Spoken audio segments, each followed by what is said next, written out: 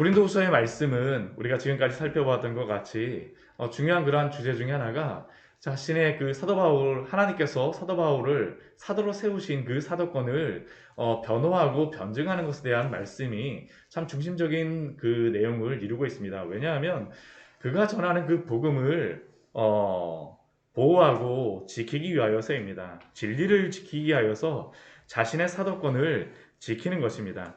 오늘 그 고린도후서 10장 말씀에서부터 13장까지의 말씀은 바로 사도 바울이 그 무엇보다도 자신의 사도권에 대하여서 말씀하는 그 말씀이고요.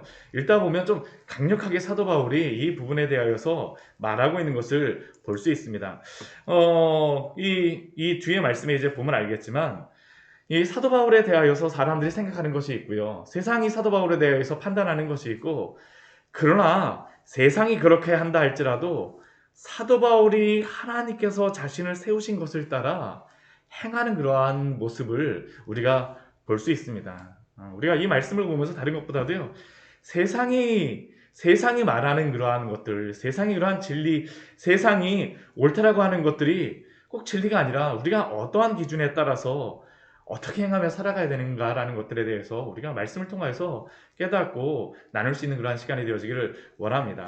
우리 1절 말씀을 보게 되면요, 그 사도가 자신을 이러한 사람임을 자신이 소개하고 있습니다. 너희를 대면하면 유순하고 떠나 있으면 너희에 대하여 담대한 나 바울은. 보통은 사도 바울이 자신의 이름을 앞이나 그 인사말이나 마지막에 할 때에만 바울이라는 그러한 이름을 넣는데요. 오늘 이 중간에 사도 바울이 자신을 향하여서 나 바울은 이라고 하면서 소개하고 있습니다. 자신이 그 사도 바울이 어떠한 모습이라고 합니까? 대면하면 유순하고 떠나 있으면 너희에게 대하여 담대한 나 바울은. 근데 이렇게 대면하면 유순하고 떠나 있으면 담대하다라고 하는 것은 사도 바울이 자신을 소개하는 것이기도 하지만 아마 고린도 교회 안에서 사도 바울에게 대해서 적대하는 그러한 사람들이 사도 바울에 대해서 말하였던 그러한 모습인 것 같습니다. 사람 앞에서는 할 얘기를 제대로 못하고 그냥 편지로 할 때만 이렇게 엄한 편지를 쓴다라고 그 사도 바울에 대하여서 지금 말하고 있는 것이죠. 근데 세상 사람들의 판단은 사도 바울이 사도답지 못하다는 겁니다. 권위 있는 사람들의 모습은 어떻습니까? 내가 권위 있으니까 내 앞에서 다 내 말 들어. 사실은 이게 세상에 그러한 권위 있는 리더십의 모습이 아닙니까? 그러나 사도 바울은 그게 아니라는 것이죠. 자신도 이것을 인정합니다. 사람들 앞에서는 유순하고, 그러나 말해야 될 부분에 대하여서는, 하나님의 그 진리에 대하여서는 담대하다라는 것이죠. 왜 사도 바울이 편지로 담대하게 쓸 수밖에 없겠습니까? 그들이 하나님의 복음 앞에서 바르지 못하기 때문입니다.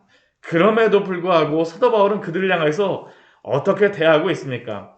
우리 1절 그 중반절 이후의 말씀을 보게 되면 그리스도의 온유와 관용으로 친히 너희를 권하고, 그리스도의 온유와 관용으로 친히 대하고 있습니다. 참 그 앞에 서게 되면 사도 바울의 마음이 어떨까요? 사도 바울도 사실은 우리가 사도행전에 처음에 말씀해 보게 되면 보통 사람은 아닙니다. 그렇죠? 그 예수님을 믿는다라고 하는 사람들을 향하여서 벌하겠다라고 이리저리 잔멸할세라고 하는 그러한 성경의 말씀이 써 있는 거 봐서는 정말 보통 성격의 사람은 아니었었죠. 그런데 지금 어떻습니까? 그리스도 때문에 그리스도를 닮아서 온유와 관용으로 친히 권하고 있습니다. 사람들이 비록 이렇게 사도 바울을 향하여서 지금 사도 바울은 너는 이렇게밖에 안 된다라고 하는 그러한 말 속에서도 그것을 인정해요. 왜냐하면 그게 바로 그리스도가 사도 바울을 통하여서 알려주셨던 말씀이 있기 때문입니다. 보여주셨던 그 모습이기 때문입니다. 온유와 관용으로 참고 인내하는 모습. 만약 그들 앞에서 온유와 관용으로 하지 않게 되면 어떻게 되겠습니까? 육신을 따라 행할 수밖에 없어요. 육신을 따라 행할 수밖에 없습니다. 그런데 고린도 교회 안에 있었던 사람들은 사도 바울을 향하여서 또 육신을 따라서 행하였던 자라고 말합니다. 우리 2절 말씀을 보게 되면 또한 우리를 육신을 따라 행하는 자로 여기는 자들에 대하여. 왜 사도 바울을 육신을 따라 행하는 자라고 하겠습니까? 앞에 있으면 큰 소리 못 내고 뒤에 있으면 이렇게 편지를 엄하게 쓴다라고 하는 것을 가지고 계속 책 잡는 것입니다. 그들을 지금 어떻게 하든지 간에 그리스도의 온유와 관용으로 권하고 권면함으로 복음 앞에 붙잡아오기 위하여서 하는데, 그들은 오히려 사람의 눈치를 본다라는 것이죠. 이게 이렇게 그 이야기하는 것이, 이게 지금 이 고린도라고 하는 지역이 아가야 지방인데, 아가야 지방은 어디입니까? 바로 아테네가 있는 지역입니다. 아덴이 있어요, 아덴. 그러니까 그 아덴에 갔다가 바로 고린도에 가게 되어지는데, 사도행전 말씀에 보게 되면요, 아테네는 어떤 지역입니까? 철학이 굉장히 발달을 했죠. 그리고 웅변술이 굉장히 발달한 지역 아닙니까? 말에, 이제 뒤에 말씀해 보게 나오겠지만, 말에 힘이 있고 앞에 서게 되면 진짜 뭔가 있어 보입니다. 정말 뭔가 있어 보이는 사람이에요. 그런데 사도 바울이 그렇게 하지 못하니까 사람들의 눈치나 보고 있는 사람이라고, 그게 지금 사도 바울을 비난하고 있는 겁니다. 육신에 따라 행한다. 근데 사도 바울은 반대로다 말합니다. 우리 3절 말씀을 우리 같이 한번 읽어볼까요? 우리가 육신으로 행하나 육신에 따라 싸우지 아니하노니. 비록 사도 바울이 육신을 가지고 있는 사람이고 육신을 가지고 살아가지만 싸움은 그런데 육신으로 하지 않는다라는 것이죠. 사도 바울이 그들과 함께 핏대를 세우면서 내가 오르냐 너희가 오르냐라는 것을 지금 하지 않겠다라는 것입니다. 정말 육신에 따라 싸우는 것이 무엇입니까? 사실 육신에 따라 싸운다라는 것은 다른 게 아닙니다. 내가 옳다라는 것을 다른 사람들과 비교하면서 어떻게 하든지 간에 증명하려고 하는 것이죠. 다른 사람들을 짓밟아서라도 내가 옳다라는 것을 증명하고자 하는 겁니다. 수단과 방법을 가리지 않고요. 이 시대가 그렇지 않습니까? 자신이 옳다라고 하는 것을 어떻게든 증명하려고 수단과 방법을 가리지 않고 행하고 있습니다. 그러나 사도 바울은 어떻습니까? 육신으로 행하지만 육신에 따라 싸우지 아니하노니. 왜 사도가 이렇게 하겠습니까? 더 이상 그리스도인들은, 그리스도와의 온유와 관용으로 행해야 되는 그리스도인들은 그들의 무기가 더 이상 이 육신이 아니라는 것이죠. 우리 4절 말씀에 보면 분명히 말씀합니다. 우리 4절 말씀도 같이 한번 읽겠습니다. 우리의 싸우는 무기는 육신에 속한 것이 아니요 오직 어떠한 견고한 진도 무너뜨리는 하나님의 능력이라. 모든 이론을 무너뜨리고. 우리의 싸우는 무기는 육신에 속한 것이 아니요 세상적인 방법으로, 세상적인 힘으로 짓누르고 밟아버리는 것이 아니라 하나님의 능력으로. 그러나 하나님의 능력은 어떻습니까? 세상의 힘과 같이 보이는 힘은 아니지만 어떠한 견고한 진도 무너뜨리고 어떠한 모든 이론도 무너뜨리고, 5절 말씀을 보면 하나님을 아는 것을 대적하여 높아진 것을 다 무너뜨리고, 또 무엇을 무너뜨립니까? 모든 생각을 사로잡아 그리스도에게 복종하게 하니. 이게 바로 하나님의 능력이죠. 이게 바로 하나님의 능력 아닙니까? 세상을 어떻게 하나님 앞에 굴복하게 하겠습니까? 힘으로요? 무기로요? 총으로요? 아니요. 그렇게 하게 되면 전쟁밖에 나지 않잖아요.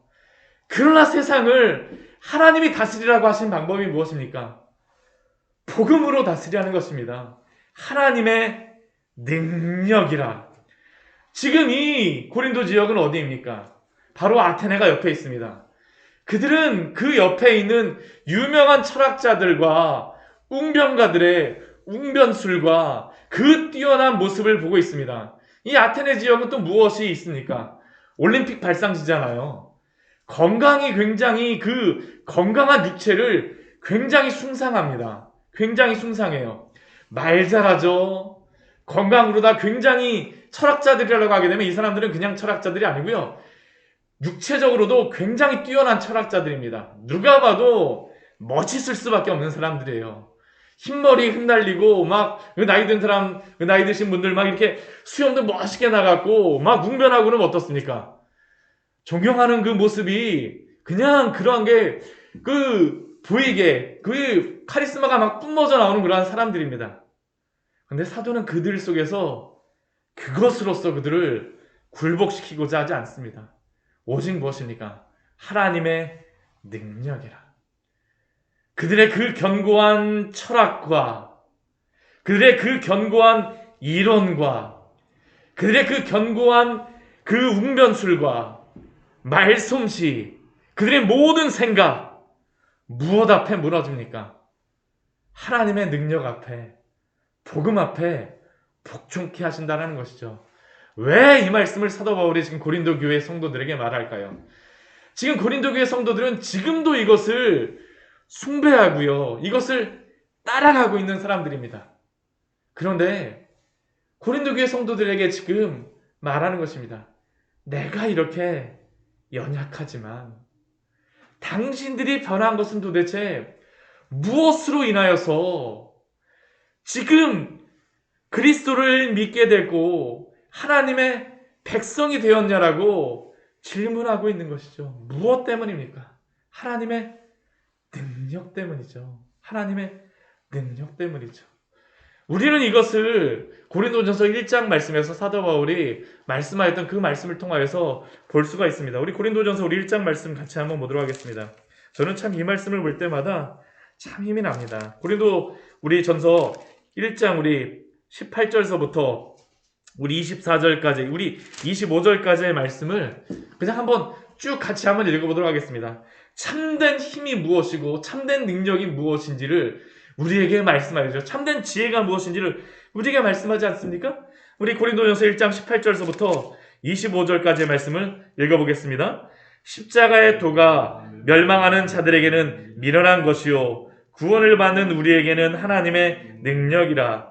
기록된 바 내가 지혜 있는 자들의 지혜를 멸하고 총명한 자들의 총명을 패하리라 하였으니 지혜 있는 자가 어디 있느냐? 선비가 어디 있느냐? 이 세대의 변론가가 어디 있느냐? 하나님께서 이 세대의 지혜를 미련하게 하신 것이 아니냐? 하나님의 지혜에 있어서는 이 세상이 자기 지혜로 하나님을 알지 못하므로 하나님께서 전도에 미련한 것으로 믿는 자들을 구원하시기를 기뻐하셨도다. 유대인은 표적을 구하고 헬라인은 지혜를 찾으나 우리는 십자가에 못 박힌 그리스도를 전하니 유대인에게는 거리끼는 것이요 이방인에게는 미련한 것이로되 오직 부르심을 받은 자들에게는 유대인이나 헬라인이나 그리스도는 하나님의 능력이요 하나님의 지혜니라. 하나님의 어리석음이 사람보다 지혜롭고 하나님의 약하심이 사람보다 강하니라. 이게 바로 하나님의 능력 아닙니까? 하나님의 지혜 아닙니까? 이것 앞에, 이 능력과 이 지혜 앞에, 그리스도 앞에 복종하게 하니, 지금 고린도 교회 성도들이 이렇게 사도 바울의 엄한 편지 앞에서도 불평하고 있는 이유는 무엇입니까? 듣고 있는 것입니다. 그리스도의 복음에 복종하게 되어졌기 때문이죠. 그리스도의 복음이 얼마나 능력 있는지를 알라라는 것이죠. 그래서 사도 바울은 무엇입니까? 육신으로 행하지만 육신에 따라 싸우지 아니하니. 그리스도의 온유와 관용으로 친히 너희를 권하고. 이게 바로 사도 바울이 고린도 교회 성도들을 대하는 방식이었습니다. 그러나 고린도 교회 성도들과 또 적대하는 사람들과 또 그 안에 있는 거짓 사도들은 사도 바울을 어떻게 합니까? 우리 7절 말씀을 보게 되면 사도 바울에 대해서 또 이렇게 이야기합니다. 너희는 외모만 보는도다. 외모만 보는도다. 사도 바울의 모습만 보는 것이죠. 고린도후서 10장 7절 말씀에 너희는 외모만 보는도다. 나의 외모만 보고 있구나. 그들이 말하려고 하는 것은 무엇입니까? 우리 10절 말씀에 보면 그들이 사도 바울에 대해서 이렇게 평가합니다. 그들의 말이 그의 편지들은 무게가 있고 힘이 있으나 그가 몸으로 대할 때는 약하고 그 말도 시원하지 않다니. 그들의 성에 차지 않는 것입니다. 외모적으로 사도 바울이 그들의 그 수준에 차지 않는다라고 하는 것이죠. 그러나 사도는 어떻습니까? 그들과 동일해지려고 하지 않아요. 세상의 질서를 따르려고 하지 않습니다. 세상은 어떨까요? 이 거짓 선생들은 어떠한 자인지를 사도가 12절 말씀에서 10장 12절 말씀에서 지금 사도 바울을 그 비난하는 그 거짓 사도들이 어떠한 그 사람들을 이야기하죠. 그들은 자기를 칭찬하는 자들입니다. 자기를 칭찬해요. 그들이 자기로서 자기를 헤아리고 자기로서 자기를 비교하니 그러나 그들은 어떠한 사람들이니까 지혜가 어떠다. 근데 이들이 자기를 칭찬하면서 비교를 한 사람이 있었겠죠. 그 사람은 누구겠습니까? 사도 바울인 것입니다. 사도 바울과 비교하면서 왜냐면 사도 바울 한번 생각해봐. 너희들한테 이렇게 복음 전했지만 아니야. 그게 아니라니까. 그 목적은 무엇입니까? 자기를 높이는 것이죠. 자기를 높이는 것. 자기를 높이는 것. 외모만 보는 것입니다. 외모만 보는 것이에요. 그것에 따라서 평가하고 있습니다. 그러나 사도 바울은 그들의 평가와 그 질서를 따르지 않죠. 13절 말씀에 이렇게 말씀합니다. 그러나 우리는 분수 이상의 자랑을 하지 않고 오직 하나님이 우리에게 나누어 주신 그 범위의 한계를 따라 하노니 곧 너희에게까지 이르는 것이라. 우리 14절 말씀도 이렇게 말씀합니다. 우리가 너희에게 미치지 못할 자로서 스스로 지나쳐 나아간 것이 아니요 그리스도의 복음으로 너희에게까지 이른 것이라. 그리스도의 복음으로 너희에게까지 이른 것이라. 세상의 질서와 세상의 그러한 평가에 의해서 이리저리 움직이지 않습니다. 자신에게 주신 그 한계와 범위, 하나님이 나에게 주신 것이 그것이 무엇인지를 사도 바울은 분명히 알고 있는 것이죠. 그리스도의 복음으로 너희에게까지 이른 것이라. 15절 말씀도 보면 그렇게 합니다. 분수 이상을 넘어가지 않아요. 우리는 남의 수고를 가지고 분수 이상의 자랑을 하는 것이 아니라 오직 너희 믿음이 자랄수록 우리의 규범을 따라 너희 가운데에서 더욱 풍성하여지기를 바라노라. 남의 수고 가지고 내가 한 것처럼 얼마나 이것 가지고 많이 합니까? 막 다른 사람이 하는 것 가지고 옆에다가 숟가락 딱 올려놓고 어떻습니까? 내가 한 거예요. 이거 유치원 때는 하는 것 아닙니까? 그 유치원 선생님이 다 만들어주고 나서 눈깔 딱 붙여놓고 내가 했어. 이게 아니라는 것이죠. 우리는 남의 수고를 가지고 분수 이상의 자랑을 하는 것이 아니라 어떻습니까? 그들의 믿음이 자랄수록 우리의 규범을 따라, 우리의 규범은 무엇이겠습니까? 그리스도의 복음이죠. 하나님의 그 말씀입니다. 그것을 가지고 너희 가운데 더욱 풍성하여지기를 원하노라. 사도 바울의 자랑이 무엇입니까? 우리 17절, 18절 말씀 같이 한번 읽어보도록 하겠습니다.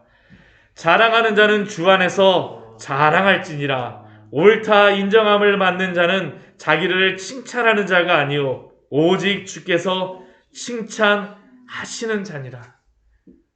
자랑이 무엇입니까? 주 안에서 자랑한다는 것이죠. 사도 바울은 이것을 분명히 알고 있습니다.